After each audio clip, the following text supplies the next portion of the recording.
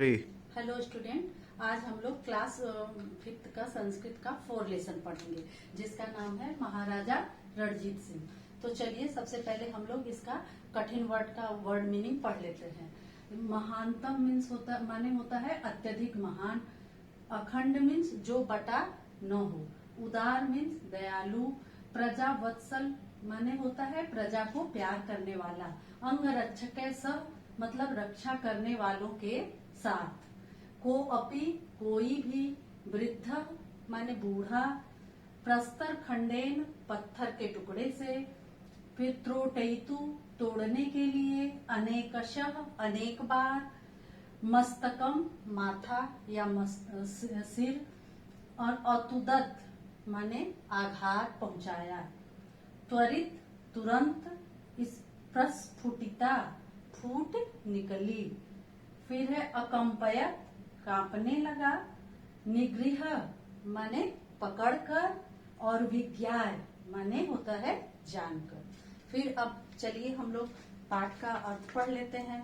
महाराजा रणजीत सिंह एक महानतम शासक आसीत। महाराजा रणजीत सिंह एक महान शासक थे।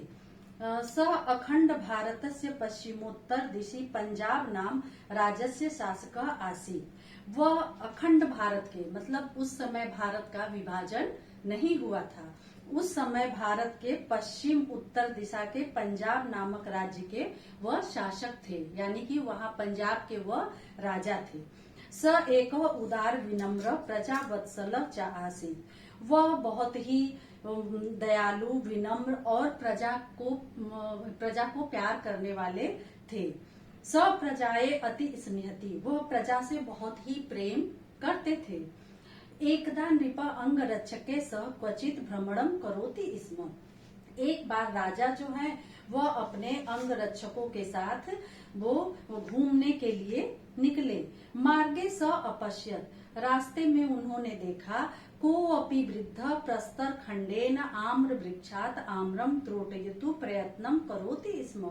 उन्होंने देखा कि रास्ते में एक जो है वृद्ध व्यक्ति एक पत्थर के टुकड़े से आम को तोड़ने के लिए आम के पेड़ से आम को तोड़ने के लिए बार बार प्रयत्न कर रहा था। स अनेकश श्रमम एव करोति स्म किंतु सफलता न प्राप्त। वह बार बार वही प्रयास कर रहा था आम को तोड़ने का, लेकिन उसे सफलता नहीं मिल रही थी।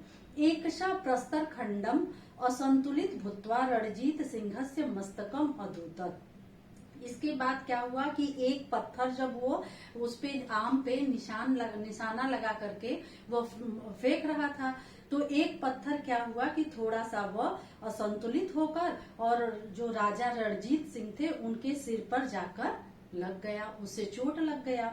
त्वरितम एवं मस्तकात रक्त धारा प्रस्फुटिता। और तुरंत राजा के सिर से खून की धारा निकलने लगी। इदम विलोक्य नृपः अंगरक्षका अति कुप्यन्ति।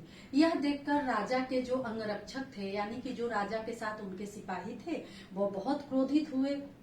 रक्त धारा दृष्ट्वा वृद्ध अपि भयात अकंपयत। और खून की धारा बहते देखकर वो जो वृद्ध था वह भी डर के मारे कांपने लगा।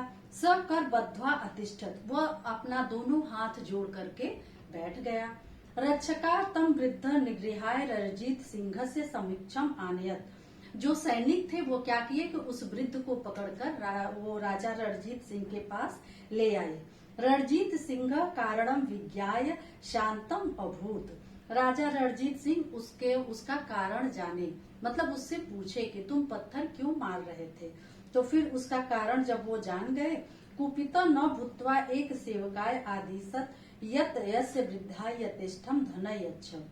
वह क्रोधित नहीं हुए उस व्यक्ति पर, बल्कि वह अपने एक सैनिक को आदेश दिए कि तुम इस वृद्ध व्यक्ति को जितना इसकी इच्छा हो उसके अनुसार इसको धन दे दो, रुपया पैसा जो भी यह मांगे इसे दे दो।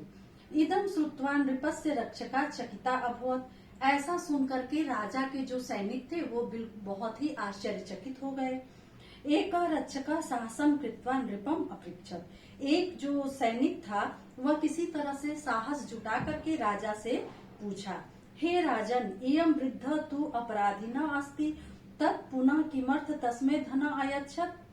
वह बोला, राजा, हे राजन, यह वृद्ध तो आपका अपराधी है, फिर भी आप इसे धन दे रहे हैं, पैसा रुपया इसको दे रहे हैं, ऐसा क्यों कर रहे हैं?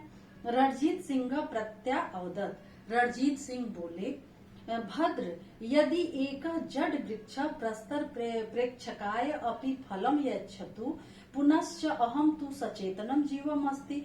उन्होंने बोला कि अरे महाशय, अगर एक पेड़ जो है, जड़ पेड़, मतलब जिसमें कोई चेतना नहीं है, जो सुख दुख किसी का नहीं समझ सकता है, वह अगर पत्थर मारने पर इसको फल दे देता है, तो हम तो सचेतन हैं। सचेतन यानी कि हमें तो सब ज्ञान है, हम तो सब समझ सकते हैं, तो फिर हम ऐसा क्यों न करें?